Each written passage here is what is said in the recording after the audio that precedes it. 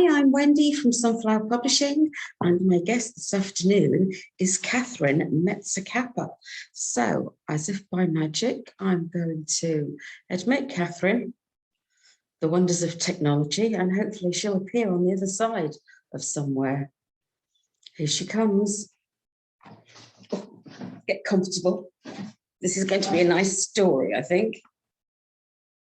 Hi, Katherine. Hi, Katherine. Okay. Hello, Katherine. Hello there. Hello. Hello. How are you, Wendy? Welcome. Friday afternoon, Katherine. We've made it. Excellent. Yes. And you're in Italy now, are you? You've got. Note the fireplace behind me.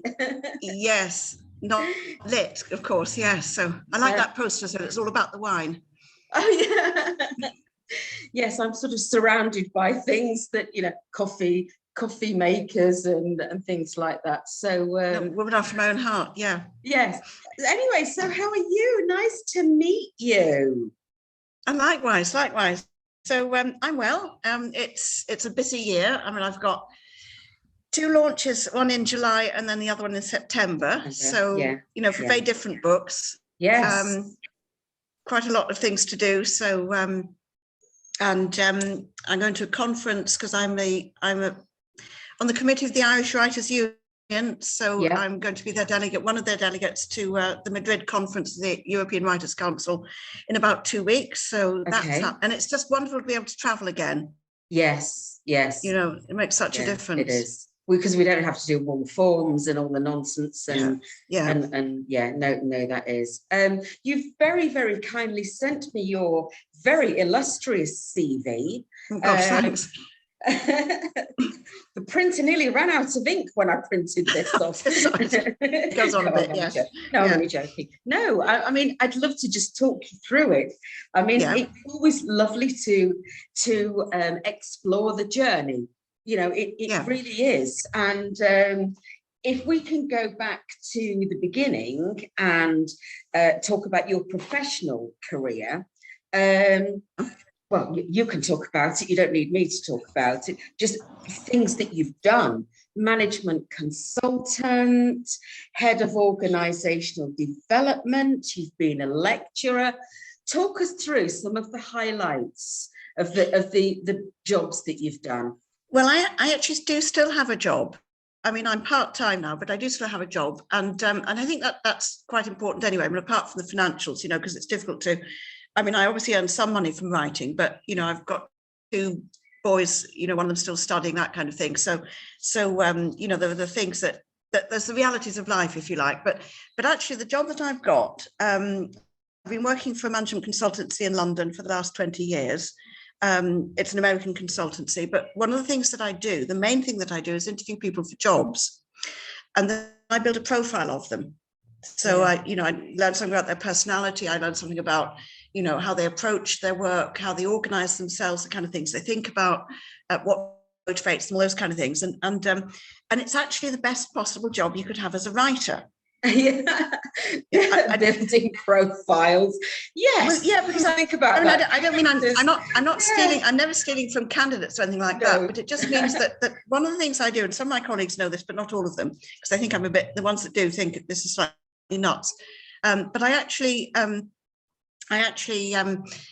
interview some of my characters, and I build up a little profile. I write a little report about them. Right. What I'd be having to do for an employer is to tell them what the person would be likely to do. And when you're creating a character, you need to know as an author what that person's likely to do, because your reader as well wants, I think Ian Forster was right when he said that the plot can surprise, but the character shouldn't. They need to be quite consistent. So, I build up a picture of this person. So it's a nice job anyway, and it's particularly good for what I do. So I do that, and I've got. Are there any surprises there with people that you think, well, she'd be good doing this, or he would be good doing that? He's got the right characteristics. He's got the right nature. Do you find sometimes that people just always surprise you, or are they predictable? I think they're largely predictable, but the thing which I would say that the people are largely predictable, but what the people are often not very good at is knowing what they're good at themselves. And so when you're interviewing using a psychometric, what you can quite often find out about something is something that they perhaps didn't think was particularly important about them, but actually is a really major talent. And when people have got major talents, I won't say that things are effortless, because you need to put an effort into something, because if you, I mean, and equally well, you need to know what you're good at, because I could practice the piano daily, but you wouldn't pay for me to listen to me playing the piano. I would be the Florence Foster Jenkins of piano playing. You see, and I think. But you do need to have an innate talent for things. And I think one of the nice things about the job is finding out what is innate talent about somebody, what's kind of unique about them. Right. And that, when you're thinking about writing characters, you have to cut, because if it's a criticism sometimes of some of the books that I've read, is that, okay, you will find that supporting characters sometimes are not very distinguishable one from the other. Mm-hmm. And yet everybody's unique. So it's about finding out what that uniqueness is about, whether that's an actual person that you're interviewing for a job and telling a manager what they'd be good at, or indeed whether it's something that you invent, and so you need to find those things out about them as well. So, and I also noticed from your CV that you did a part-time MA in creative writing, part-time. Yes. Part-time, not full-time. Yeah. So you're obviously a lady that kind of juggles things about a bit. What made you decide to do that? Well, I'd always thought I wanted to write, but I didn't really get writing seriously, I suppose, when I was into my 40s.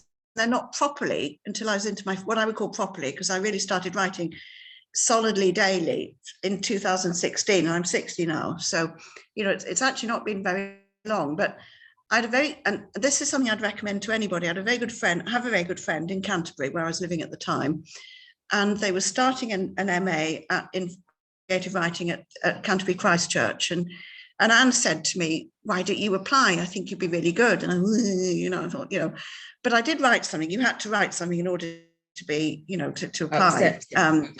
Accepted, yeah. And I kind of got right into it, I wrote something set in Italy, which hasn't been published. And I wrote this whole big book. I thought I was like the new Tommaso di Lampedusa with this book, but anyway, I wrote this book.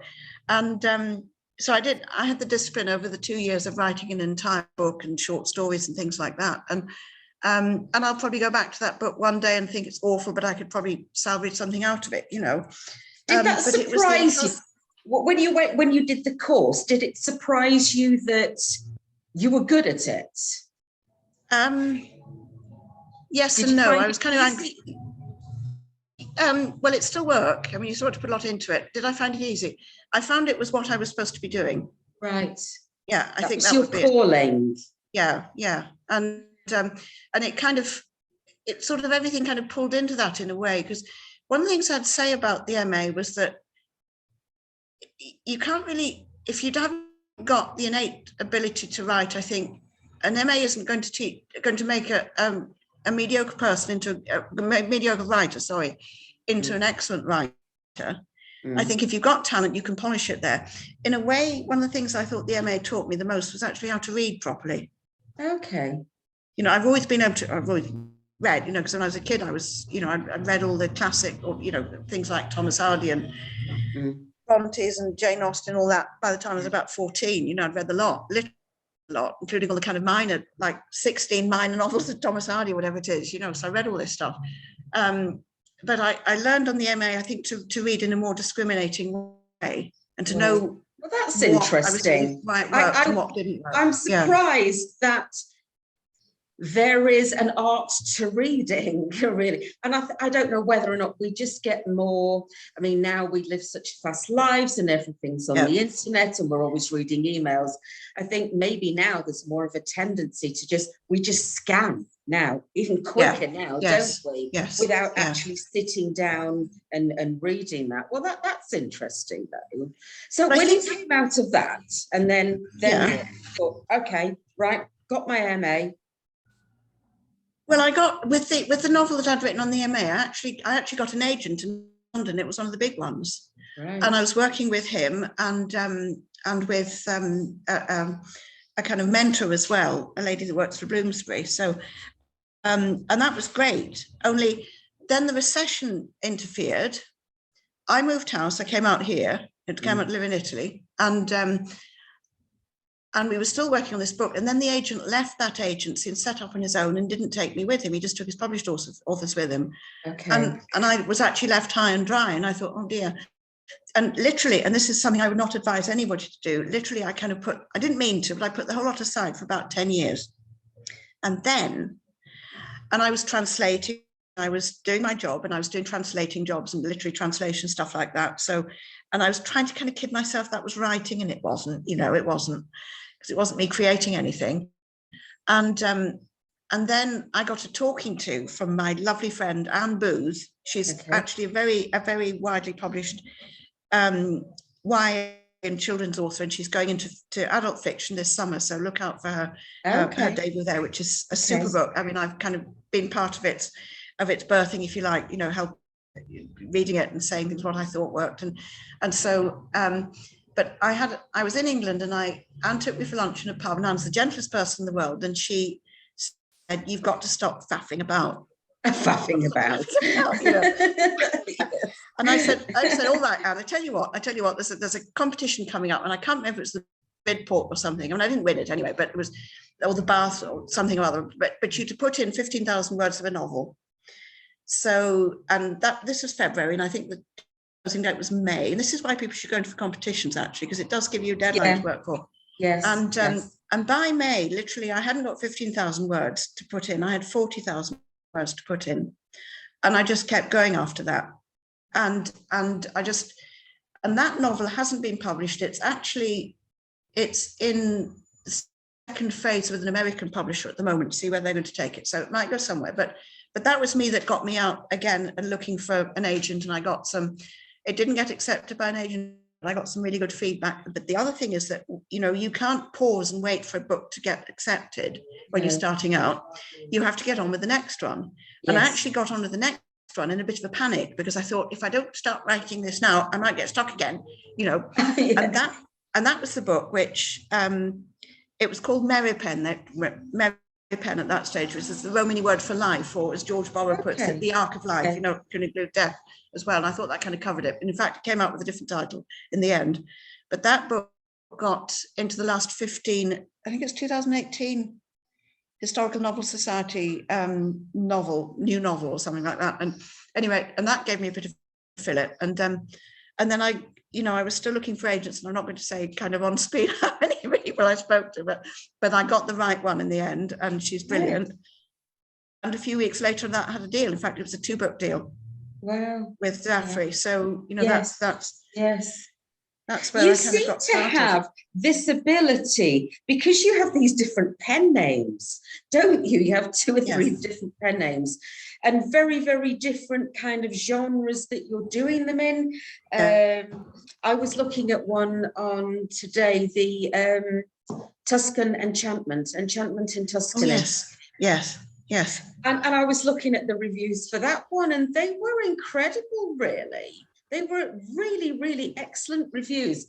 And I hope you don't mind me saying that when you look at the cover of that, and I think someone mentioned that as well, you look at the cover of that, and it's hard, and you think, oh, well, it's going to be a nice Saturday afternoon, cozy read, sit on the sofa, mug of hot chocolate, and it's going to be a really nice love story. And yet it was obviously a lot more than that, wasn't it? I mean, you brought in so many elements. And one reviewer, I think, said, don't be fooled by the cover, because this, the protagonist was a librarian, so she wouldn't have looked like the lady on the cover, would she? No. And it's that book's got, I mean, for anybody who's writes things, shoves them in the drawer and forgets about them, that little book is quite a story, because that is a book that I did write ages ago, and I'm in the 90s. In the 90s, I wrote that because I thought, I was working for Johnson & Johnson at the time, and I thought, I don't want to work with these people forever, although I like but wouldn't it be great if I wrote for Mills and Boon, because those books really sell. And in fact, Yes. they do have a fantastic business model because they're translated into so many languages, and that get royalties and that. So anyway, Mills and Boon didn't want it. They thought it lacked emotional punch, although it was what do they say? I still remember the letter, actually, because it's the first rejection letter I ever got, and the only one I had for ages, because I wasn't putting anything else out. And it said, competently written, very well researched. And I thought, all right. And then you see it turned up years later. Literally here, it turned up about 6 months before it was published in a drawer on an old floppy disk. And my husband got it converted and said, that this is still lying here. It's good. Yeah, it's good. Yeah, and I had a look, and I had to update it. I mean, because there was no social media in the 90s. People didn't, or they had the mobile phones they had were like big bricks, with kind of wires and stuff. And so I rewrote it a bit, and then of course the whole ebook market had exploded in the meantime, and there was this publisher in British Columbia that took it. In fact, they've published 2 books now, because I just wrote another one to see if I could, but the name, because I wanted to keep that genre separate from the other ones I was writing, and a name is a good way to do it. Yes. So actually, that Zarrelli is my mother-in-law's maiden name. Okay. And she looked at the cover, and she said, when she saw it, she said, well, that's my name, but why is that man's shirt all unbuttoned?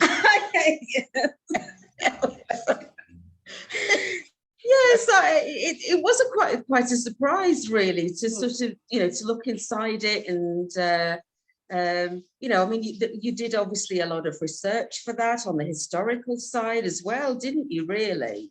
It's not a historical novel, but it's based on the things to do with history in it. So yes. And everybody also said that the way that you wrote about Tuscany, your descriptions were absolutely excellent. And I think that's what people want as well, isn't it?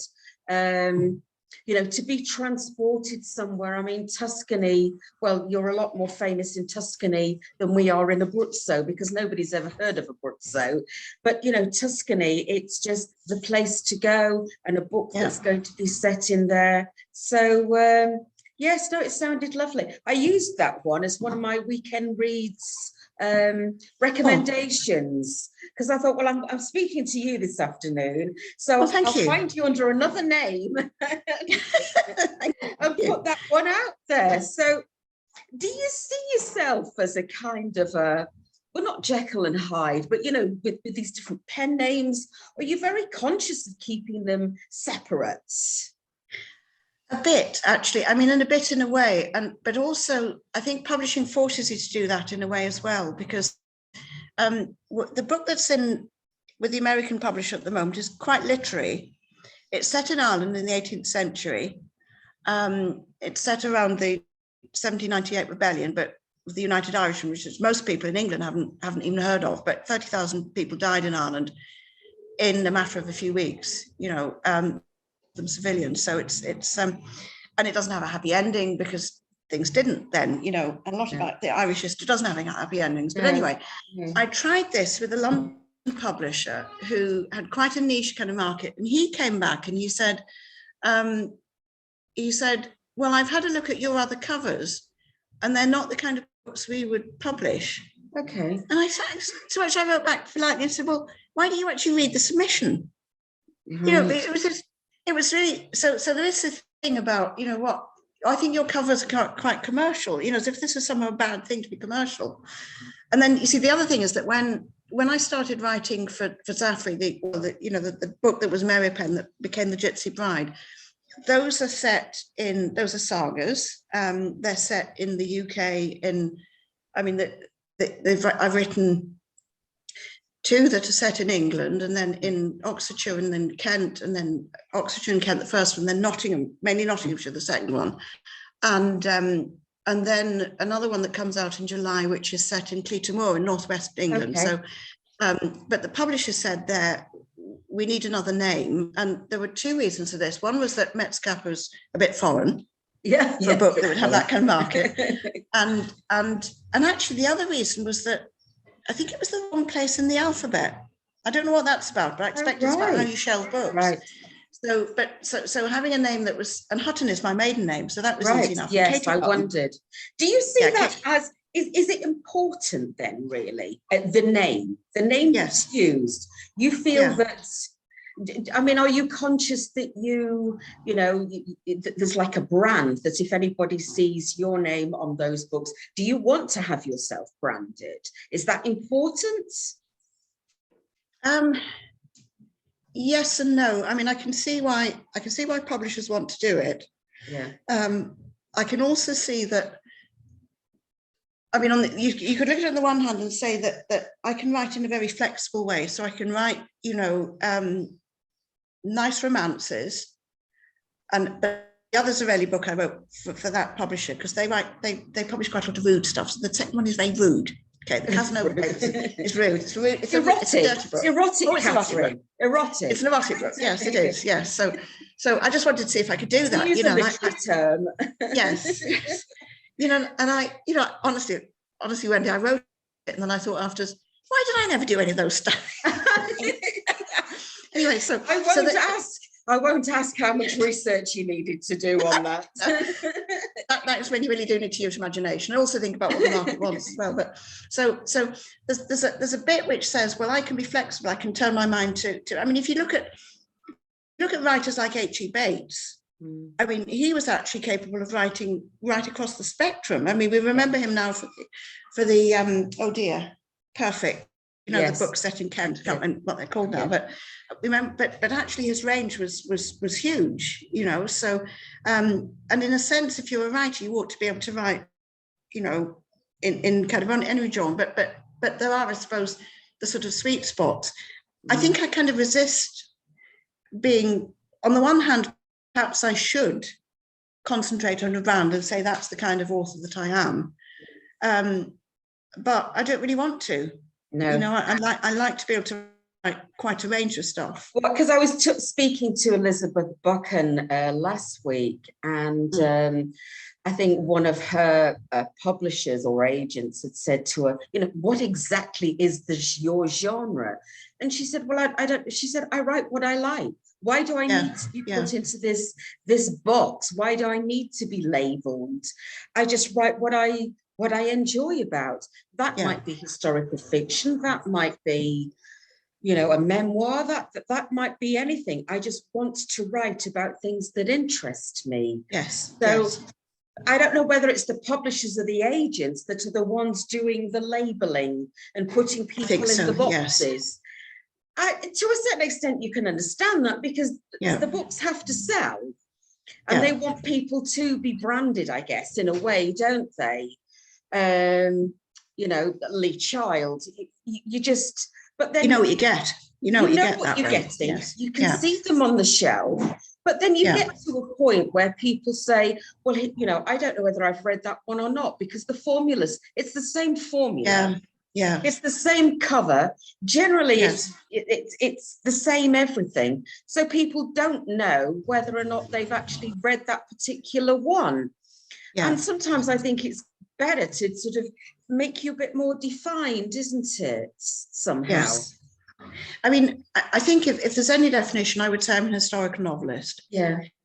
Because even the things that I've written that are contemporary have like the two Kate Zarrelli books, have a kind of historical dimension to them. In the second one, these people are ostensibly researching, the life of Casanova, but they get a bit carried away and try it out, stuff like that. So this sort of thing. But I mean, to write even that little book, I mean, I don't know if it would be apparent to anybody reading it, but I read the life is his autobiography, and it goes on. It's the screeds and screeds of it. I didn't read it in the original French. I read it in English, but it goes. There's loads of it. So I do whatever I'm doing the research properly, because I think you're offending a reader if you don't do that. Yeah, really I think the majority of people do feel that strongly about it, don't they? If you're going to do the research, make sure that you get your facts right, and make sure that you get that. You owe that to the readers, I think. Don't you really, I suppose? And would you talk to me now about the one that's coming out in September? Will you tell me about this one? The Virgin of Florence.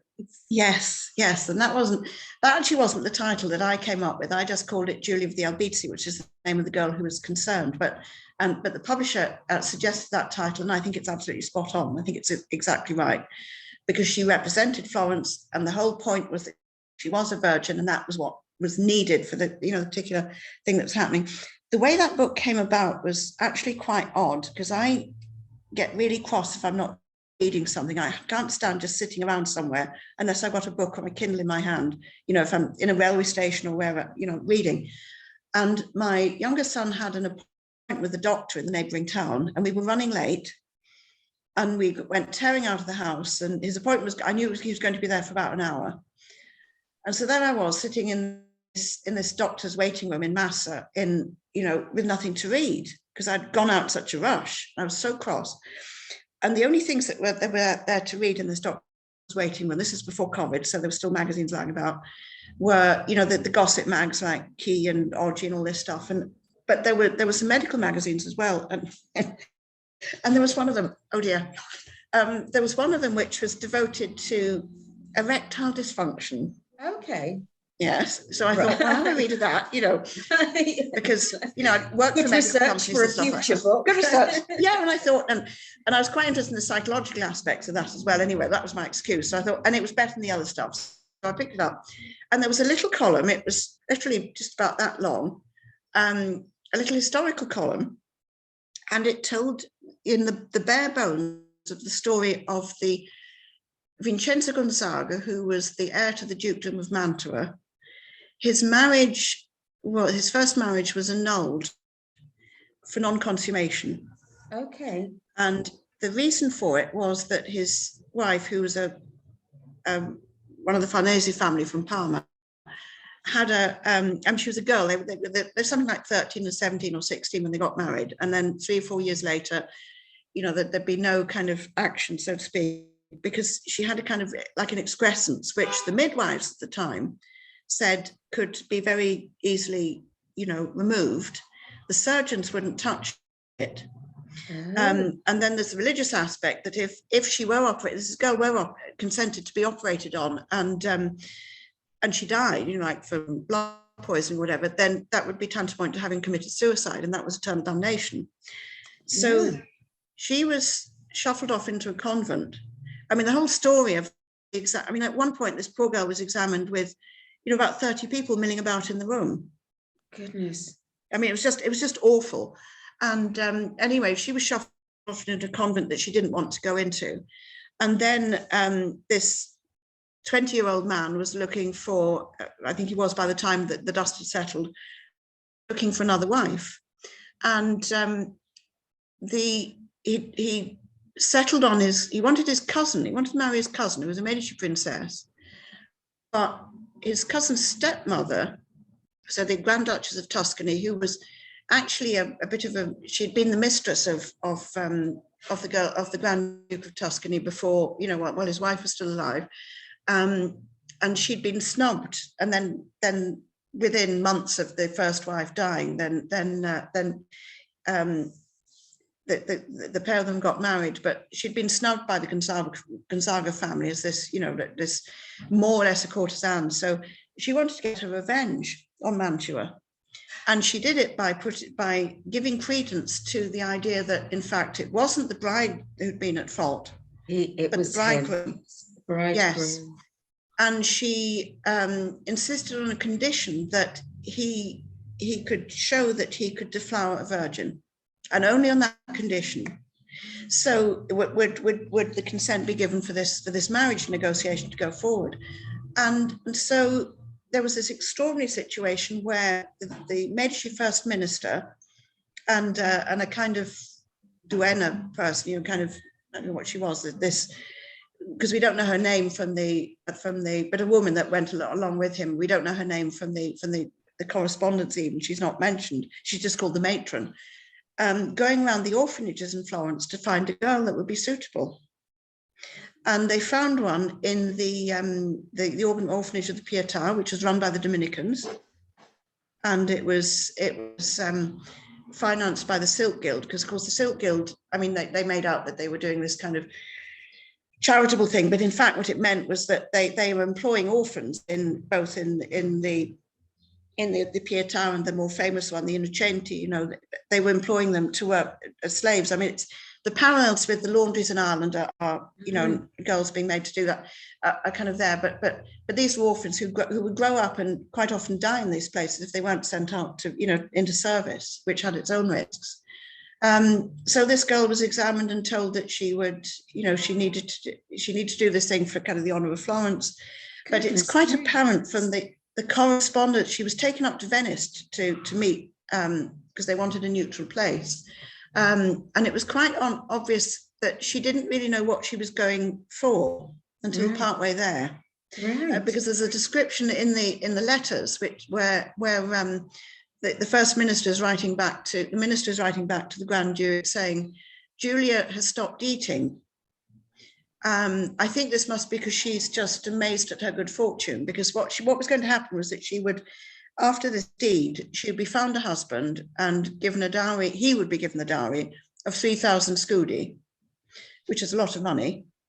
And she was married apparently to, and again, it's a bit hazy who he was, but he appears to be a musician in the employ of the Medici. And this is relevant. He was Roman, so he was a foreigner. So in other words, if he did something the Medici didn't like, then you know, he could be banished and all the rest of it.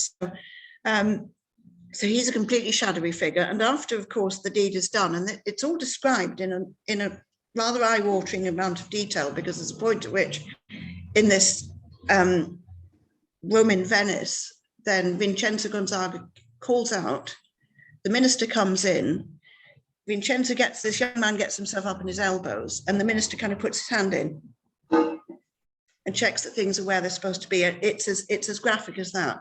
And it's shocking. I mean, it's really shocking because the research that you did for this, was this readily available in libraries, online? I had to do some digging about, because I had to do some digging, but fortunately, I mean, the entire correspondence was published at the end of the 19th century, and then again in the 60s, or part published because there was a film made of it in the 1960s, but made as a comedy, and it really, I've seen it. Oh gosh. And I know, because there was, when it gets mentioned through history, you know, people talk about this, and Roger Perrifit wrote a book about it, which is completely inaccurate, but it was always presented as being a tale out of Boccaccio. And I thought, yeah, but Boccaccio made those stories up. This happened to this young woman. Yeah. This actually happened to this flesh and blood person. So do you feel that you're kind of setting the record straight then with it all, really? Yes. I mean, it sounds like you've done so much research, and it sounds incredibly accurate. And what a harrowing story. Well, it's accurate. The bits that we know about are accurate, but there's so much that we don't know, because, you know, her voice, this girl's voice is hardly ever heard, except she's interrogated after the event, so to speak. She's asked again and again what happened, and did he use anything else, like something made of glass, and all this stuff. It's all there, and you know, the bed's examined and all this stuff. But the second half of the book, actually, because she then disappears altogether, you know, because she doesn't count anymore. So the second half is the story of the marriage, what happens afterwards. Right. And that bit, obviously, I've had to invent. Is fiction, but I would call it accurate fiction, because it's, you know, that the way that this young man, the husband, was kind of beholden to his employers. You know, they controlled him, really, would have controlled him after that. You know, that neither of them have got very much agency, really. So they're all of these things. So it sounds fascinating. And is there another one? Have you got something else in the pipeline after this one? After the Virgin of Florence is published, what's next? In that series, yes, because I want to do a series. I'm going to do Samuel Butler, the 19th century Samuel Butler, not the early one, his grandfather, I think, or something, his ancestor, anyway. He had the man who wrote Everyone and all those books. He had a mistress that he picked up somewhere in Islington. and didn't tell her what his name was for years. Used to speak to her. She was French. Lucy Dumas, her name was, French lady. And he installed her in a house in Bloomsbury, and he would go and visit her once a week and pay her £1. Even when he was he still paid her £1, which is quite a lot of money. But some years into this arrangement, he then introduced his best friend. Right. And so this other chap, and his biography, this other chap went along to visit her on another afternoon, and also paid £1, which was which was actually paid by Butler. So, and I thought, what an extraordinary thing to do. And of course, there's no record of what this French lady thought about this. You know, you're going to see him as well. Oh, you know, goodness, she probably, yeah. So that's another interesting. You're really uncovering the. You're really digging down to uncover some stories here, aren't you? Anyway, our time's going to run out very shortly, Katherine. Right. So it's just been really interesting talking to you. And you've got your, what was it? A birthday party, a colleague's birthday party in England in September. So you're flying back to England. But I've got various jaunts. Yeah. So. But for the most of the part, you're happy in Italy. You love Italy. Oh, I love. Yeah. I can't. I would maybe. I could go back and live in Ireland, you know, after years and years and years. But I do like living here. Yeah, and the weather's better and all these kind of things. So. It is. And also in a way, because I know this sounds completely mad, but I can sometimes write more readily about Italy when I'm not in Italy. Right. And I can write more readily about the UK or indeed about Ireland when I'm not in either country, because you can get a distance somehow. Yeah. Well, I would look forward to welcoming you to Abruzzo, hopefully next year. I hope that does. I'd love that. Yeah. Anyway, thank you for your time, and thank you for talking to me, and good luck with this one that's coming out in September. And if there's anything else in the pipeline, please let us know. Well, I have another one for Zaffre coming out in July, Annie of Ainsworth Mill. Wow. So, okay. Yeah. So it's you are a busy lady. Busy summer. yes. And then I'm in the middle of writing the first draft of the one that's going to come the year after, again for Zaffre. So yeah. Okay. Yeah. Well, I'll love you and leave you. Thank you for hosting me today, Wendy. Thank you. Yeah, really nice to meet you, and have a great weekend. You too. Take care. See Bye. You. Bye.